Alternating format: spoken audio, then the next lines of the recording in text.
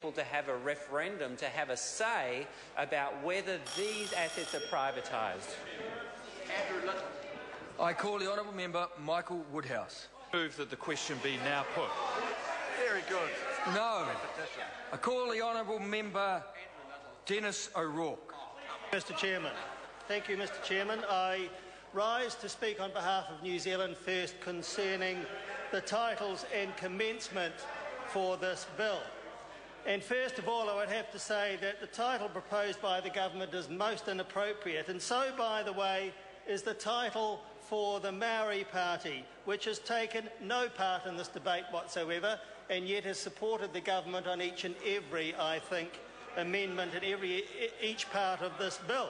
I think actually the Maori Party should be renamed. It should be renamed the Ghost Party, something that you never see, never hear of, and yet it has an effect. The Ghost Party, I think, is what the Maori Party should call itself, and it should rename itself as well.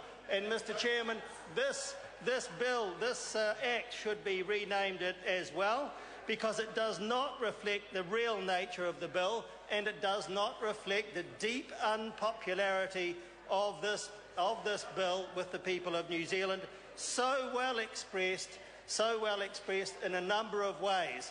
Emails, letters, the referendum currently being circulated. And I want to tell the House that on one very cold and windy day in Christchurch, in the City Mall in Christchurch, with demolitions happening around me, I presented this petition to as many of the people of Christchurch and, by the way, a number of tourists who walked through the mall on that day, and it was very, very easy to get signatures for that petition, because that petition is one which reflects the will of the people. And, Mr Chairman, people were queuing up to sign it. I couldn't find enough of the copies of the petition to get signatures on. That's how unpopular this bill is and this proposal is.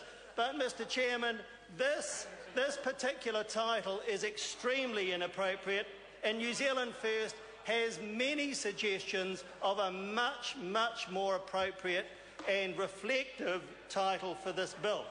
First of all, we think it could well be called the Unpopular SOEs Amendment Act.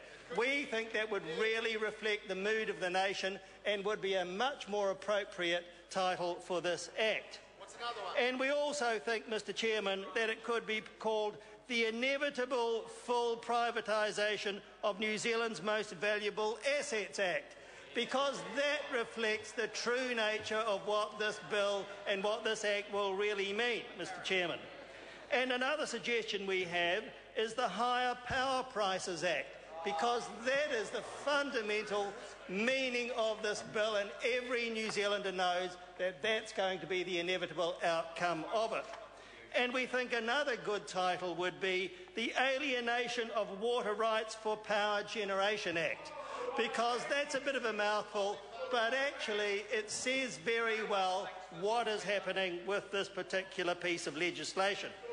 And I have another suggestion, Mr Chairman, and it's one which the leader of United First should consider, and it is the Done Dishonestly Act, Mr Chairman. Done spelt D-U-N-N-E. The Done Dishonestly Act, Mr Chairman, because that particular Member of Parliament has fudged on his commitment not to alienate water rights, and I listened with interest to the most pathetic excuse I've ever heard when he gave an interview for television recently. But there are more suggestions. Any of these would be satisfactory to New Zealand First. Another one is the Economic Lunacy Act, because that is exactly what it is. Economic lunacy, to sell valuable assets returning a very good rate of return, and instead to repay debt when that debt has a low interest rate. Just economic lunacy. And another one which would appeal, Mr Chairman, to many New Zealanders is the Lights Out New Zealand Act, because for many people that's exactly what's going to happen when they find that their electricity bill becomes unaffordable in future years. Another fundamental result from this legislation. And another suggestion, yet another suggestion, is Forget Economic Sovereignty Act, because you would have to forget it if this particular legislation is passed. The economic security and sovereignty of New Zealand is going to be seriously compromised by this legislation.